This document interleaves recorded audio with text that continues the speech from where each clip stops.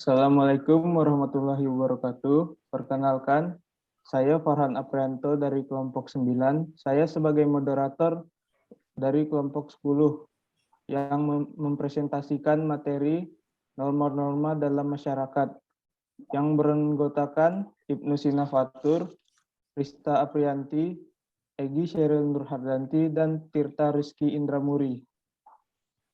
Kepada Sheryl Nurhardanti, saya persilahkan. Oke, terima kasih Farhan. Di sini saya akan membahas tentang norma, moral, dan etika.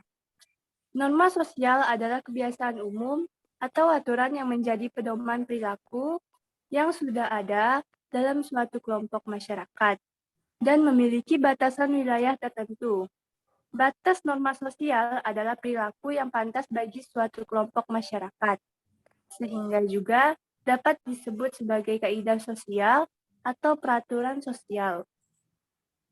Moral adalah istilah manusia menyebut ke manusia atau orang lainnya dalam tindakan yang memiliki nilai positif. Manusia yang tidak memiliki moral disebut amoral. Artinya dia tidak bermoral dan tidak memiliki nilai positif di mata manusia lainnya. Sehingga moral adalah hal mutlak yang harus dimiliki oleh manusia. Etika adalah sesuatu di mana dan bagaimana cabang utama filsafat yang mempelajari nilai atau kualitas yang menjadi studi mengenai standar dan penilaian moral. Macam-macam norma sebagai berikut. Pertama, norma agama. Norma yang satu ini menjadi pedoman hidup bagi manusia yang bersumber dari Tuhan Yang Maha Esa. Isi dari norma ini berupa perintah, ajaran, dan larangan. Kedua, norma kesusilaan. Norma kesusilaan ialah peraturan hidup yang berasal dari suara hati sanubari manusia. Yang ketiga, norma kesopanan. Norma kesopanan didasari beberapa hal, seperti kebiasaan, kepantasan, kepatutan yang berlaku di masyarakat. Norma kesopanan berasal dari pergaulan manusia. Yang keempat, norma hukum. Norma hukum memiliki sifat memaksa, melindungi kepentingan dalam pergaulan hidup di masyarakat. Arti penting norma tersebut dapat dilihat dari fungsinya dalam masyarakat, antara lain pedoman dalam bertingkah laku. Norma memuat aturan tingkah laku masyarakat dalam pergaulan sosial. Menjaga kerukunan anggota masyarakat, norma mengatur agar perbedaan dalam masyarakat tidak menimbulkan kekacauan atau ketidaktertiban. Sistem pengendalian sosial, tingkah laku anggota masyarakat diawasi dikendalikan oleh aturan yang berlaku.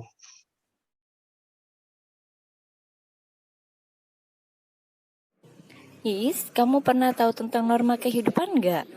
Oh iya, kayak yang norma agama itu kan.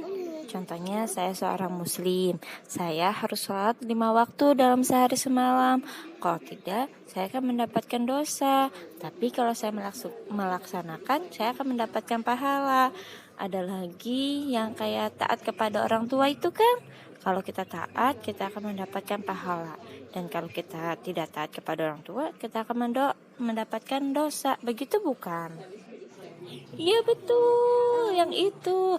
Ada lagi yang norma hukum, yang kalau kita melanggar hukumnya, kita akan mendapatkan sanksi. Contoh, kita menerobos lampu merah, kita akan mendapatkan sanksi oleh polisi, gitu ya. Yaps, betul. Ada lagi norma kesopanan, yang contohnya orang yang lebih muda harus menghormati orang yang lebih tua. Contohnya lagi, kalau kita memberi seseorang sesuatu itu harus dengan tangan kanan, lebih sopan dibanding dengan tangan kiri. Yang seperti itu kan?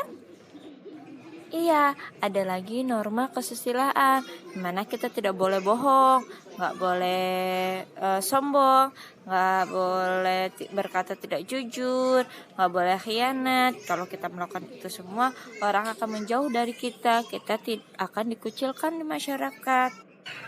Jangan sampai kita seperti itu. Lebih baik kita harus menjaga diri agar bisa mentaati norma-norma yang ada di masyarakat.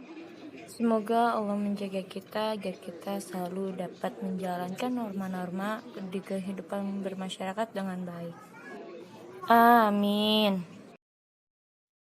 Setelah melihat materi dan menyaksikan video tersebut, apakah kalian ingin bertanya? Sekian presentasi dari kelompok 10. Apabila ada salah kata atau kekurangan, mohon dimaafkan. Terima kasih. Assalamualaikum warahmatullahi wabarakatuh.